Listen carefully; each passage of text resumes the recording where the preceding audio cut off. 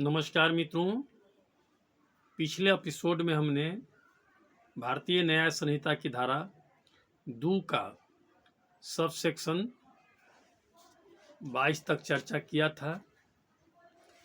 आज हम चर्चा सब सेक्शन 23 से करेंगे। आपको यह बता दें कि हम अभी जो भारतीय न्याय संहिता पर चर्चा कर रहे हैं लगातार सेक्शन वाइज कर रहे हैं, इसलिए आप चैनल को यदि पसंद करते हैं, लाइक करते हैं तो कृपया कंटिन्यू देखें ताकि आपको समझने में भी सुविधा हो और हर तरह से सुविधाजनक हो। तो आज हम बात करेंगे सब सेक्शन 22 बीएनएस की धारा सेक्शन 2 के सब सेक्शन 22। उसमें वचन की परिभाषा दिया गया है। उसमें वचन का मतलब है कि एक वचन हो या बहुवचन, दोनों से घोषित है।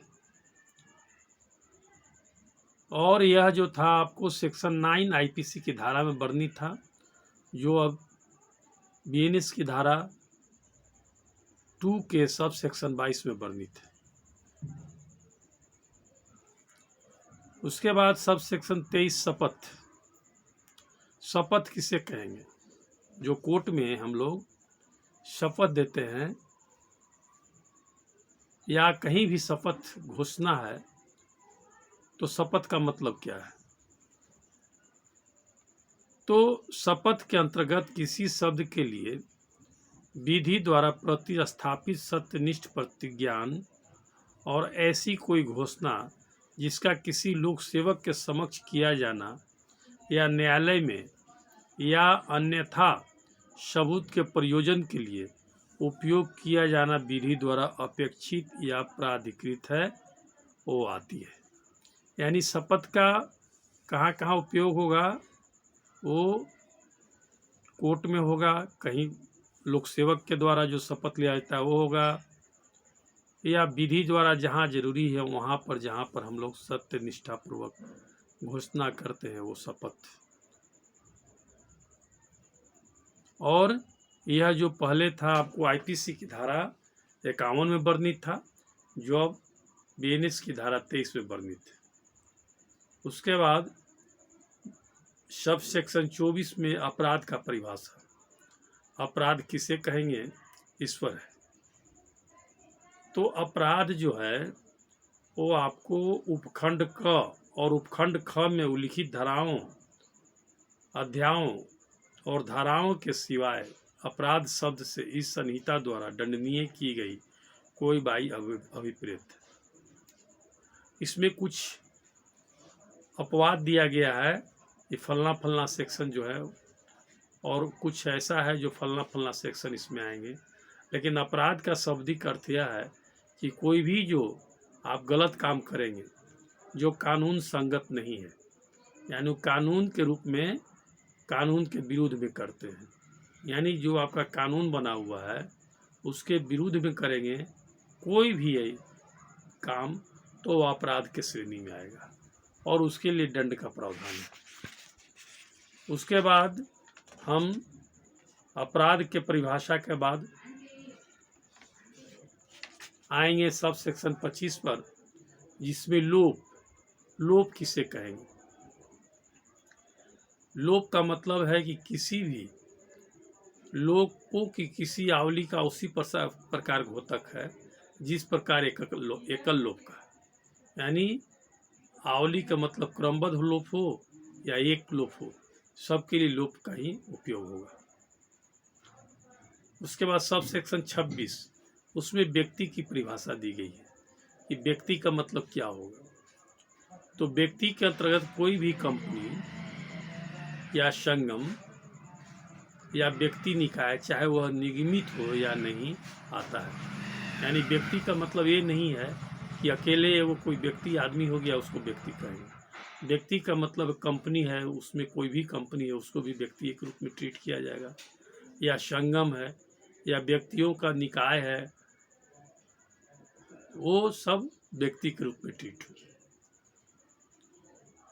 उसके बाद सब सेक्शन 27 में है कि लोक का परिभाषा। तो लोक के अंतर्गत कोई भी वर्ग या कोई भी समुदाय आता है।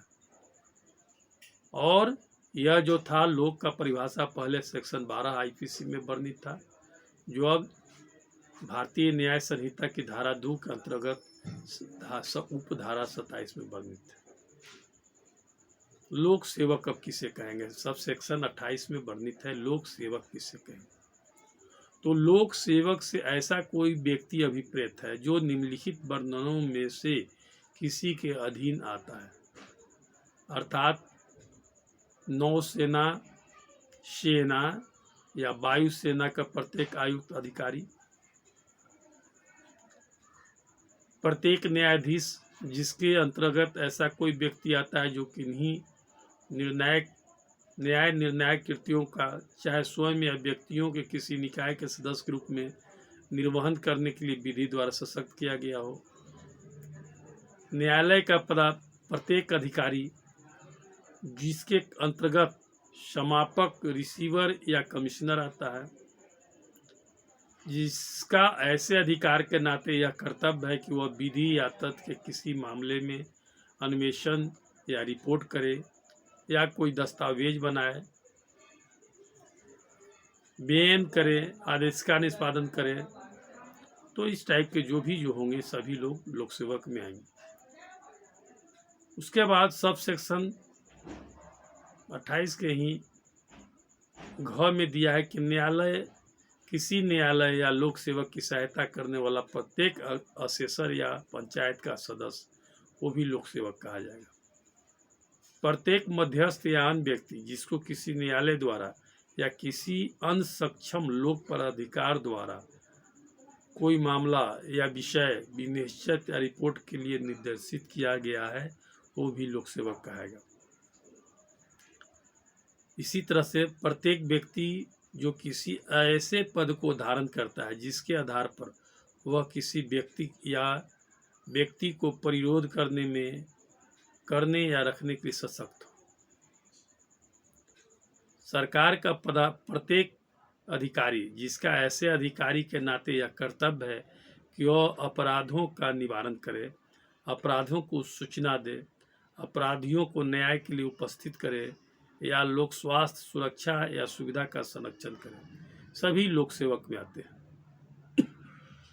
उसके बाद प्रत्येक अधिकारी जिसका ऐसे अधिकार के नाते वह कर्तव्य है कि वह सरकार की ओर से किसी संपत्ति को ग्रहण करे, प्राप्त करे, रखे या व्यय करे या सरकार की ओर से कोई सर्वेक्षण, निर्धारण या संविदा करे या किसी राजस्व आदेशिका का निष्पादन करे या सरकार के धन संबंधी हितों पर प्रभाव डालने वाले किसी मामले में अन्वेषण या रिपोर्ट करे या सरकार के धन संबंधी हितों से संबंधित किसी दस्तावेज को बनाए, अधिप्रमाणित करे या रखे या सरकार के धन संबंधी हितों के संरक्षण के लिए किसी विधि के व्यक्तिक्रम को रोके, तो ये भी लोक सेवक में आएंगे।